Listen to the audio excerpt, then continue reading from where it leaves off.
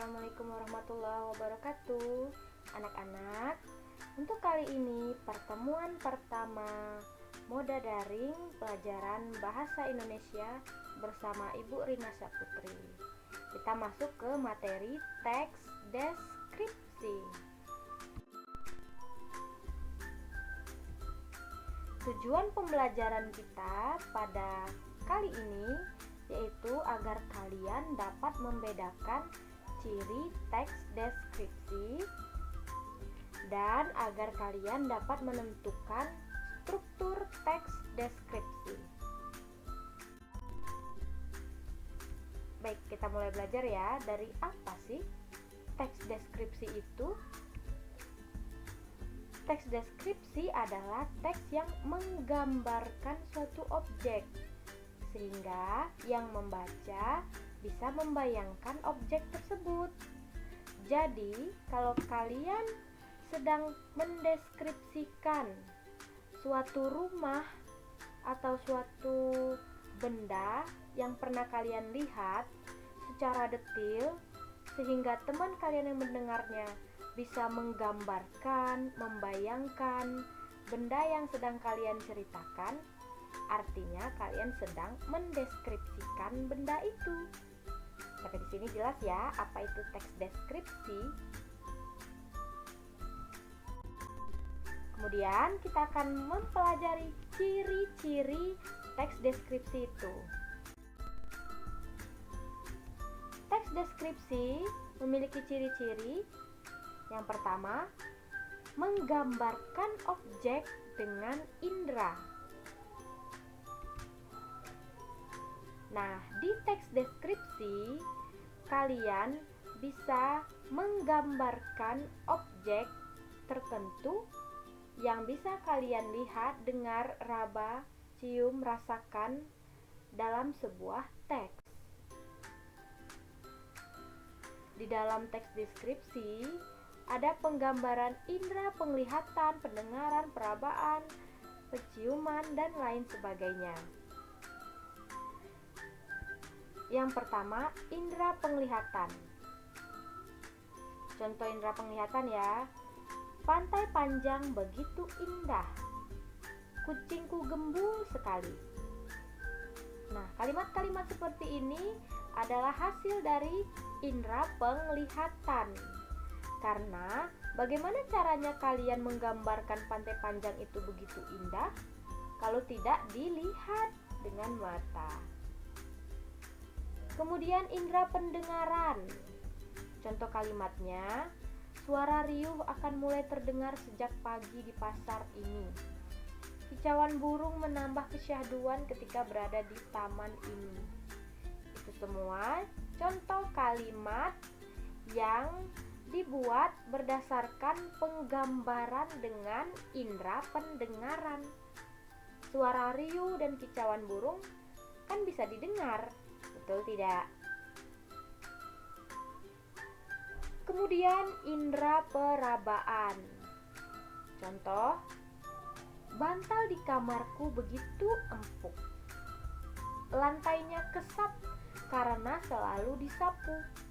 Nah, dua ini adalah contoh kalimat yang menggunakan penggambaran objek dengan indera perabaan. Dari mana kalian tahu kalau bantal di kamar begitu empuk dan lantai itu kesat kalau tidak menggunakan indera peraba? Lalu indera penciuman. Contoh kalimatnya, kamarku selalu wangi.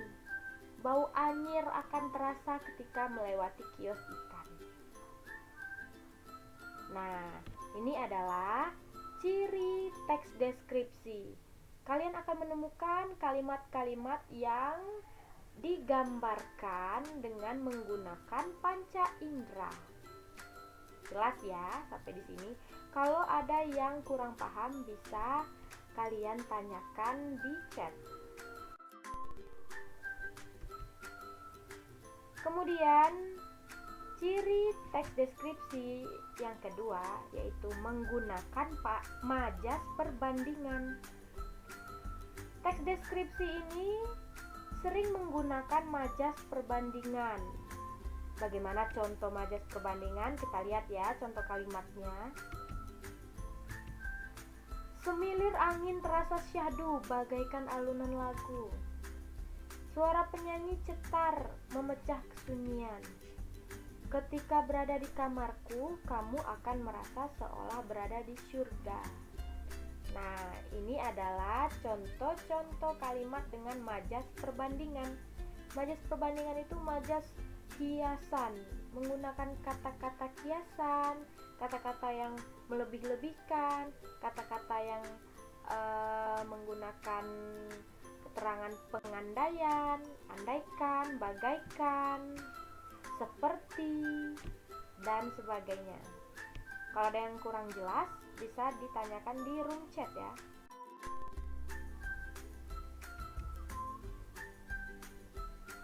Nah, ciri yang lain, teks deskripsi itu menggambarkan objek dengan kata sifat. Kata sifat itu akan banyak muncul di teks deskripsi. Kata sifat itu apa sih? Sebelumnya kalian harus tahu, kata sifat adalah salah satu jenis dari kelas kata. Kelas kata itu ada kata benda, kata kerja, kata sifat. Nah, kata sifat itu adalah kata yang menjelaskan suatu benda. Ciri kata sifat itu bisa ditambah kata paling di depan kata sifatnya ya, atau diberi awalan ter yang bermakna paling. Contoh, gedung itu begitu tinggi. Tinggi itu kata sifat karena bisa ditambah kata paling di depannya. Paling tinggi atau awalan tertinggi. Tinggi itu menjelaskan suatu benda, yaitu gedung.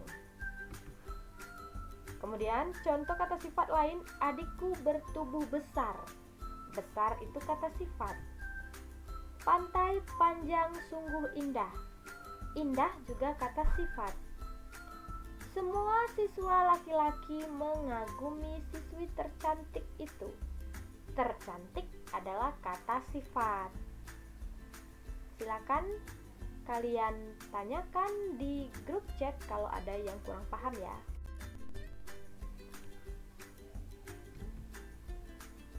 Ciri berikutnya, terdapat keterangan tempat dan waktu. Di teks deskripsi, kalian akan banyak menjumpai keterangan tempat dan waktu. Ini pasti pernah kalian pelajari di SD ya. Contoh-contoh keterangan tempat: di kamar, ke sekolah, dari pasar. Contoh keterangan waktu: pada sore hari, ketika pukul 11, sebelum makan, sesudah mandi, setelah itu, kemarin, tadi. Ini adalah ciri-ciri teks deskripsi yang bisa kita temukan di dalam teksnya, yaitu akan terdapat keterangan tempat dan waktu.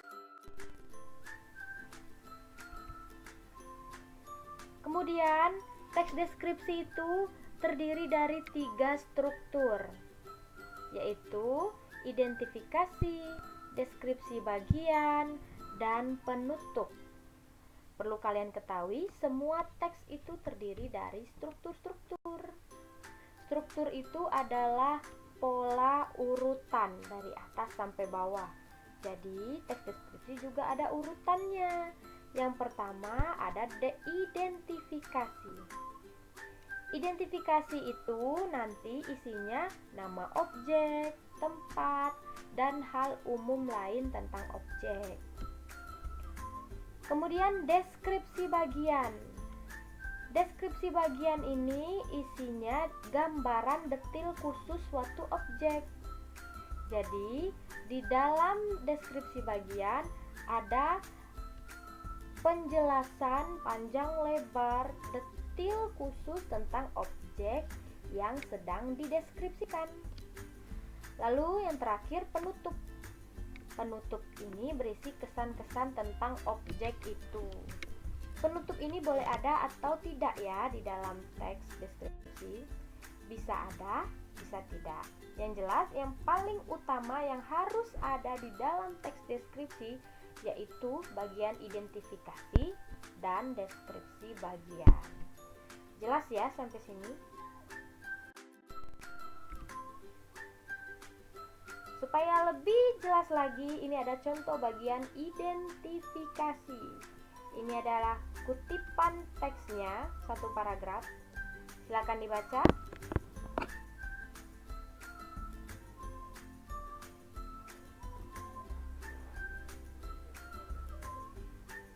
Nah, kita akan buktikan apakah di bagian identifikasi ini ada hal-hal umum yang sudah kita bahas tadi.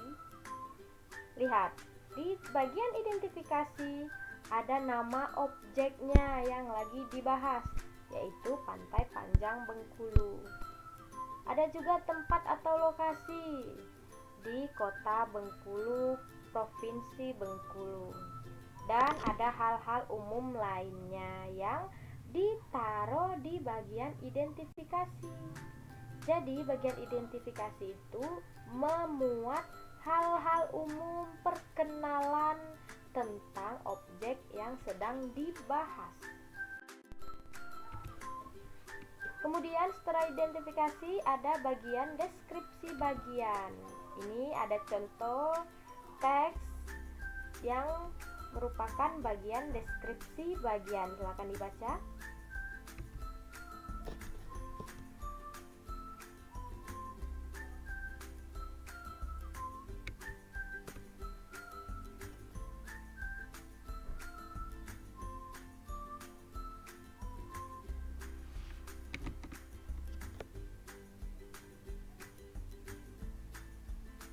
Nah, lihat di paragraf pertama yang berwarna merah marun.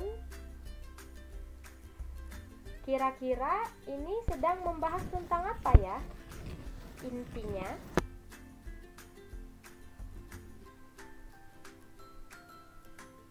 jadi paragraf pertama ini membahas tentang keunikan Pantai Panjang. Coba kalian lihat, apa keunikan Pantai Panjang yang dibahas? Yaitu adanya pohon pinus. Sementara pantai-pantai yang lain akan banyak dijumpai pohon kelapa, bukan pohon pinus. Di sana dijelaskan dengan detail. Kemudian paragraf kedua yang berwarna hijau menggambarkan cara menikmati pantai. Jadi isinya tentang gambaran detail cara menikmati pantai, yaitu bisa berjogging, voli pantai, bisa berselancar, bisa berjemur di bibir pantai dan menikmati sunset. Kemudian paragraf yang berwarna orange berisi penggambaran cara untuk sampai ke Pantai Panjang. Dijelaskan dengan detail di sini cara untuk sampai ke Pantai Panjang.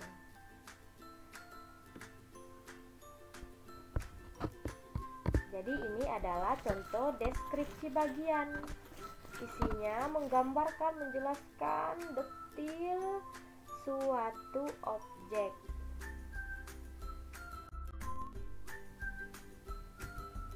Berikutnya, contoh bagian penutup yang Ibu bilang tadi boleh ada, boleh tidak ya.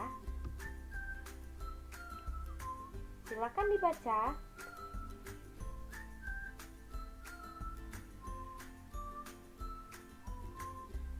Nah, di bagian penutup ini berisi kesan-kesan tentang objek. Jadi penulis menaruh kesan-kesannya terhadap objek yang sedang dibahas pada bagian penutup. Jadi ini bisa berupa pendapat-pendapat penulis tentang objeknya ya. Tapi ini boleh ada, boleh tidak.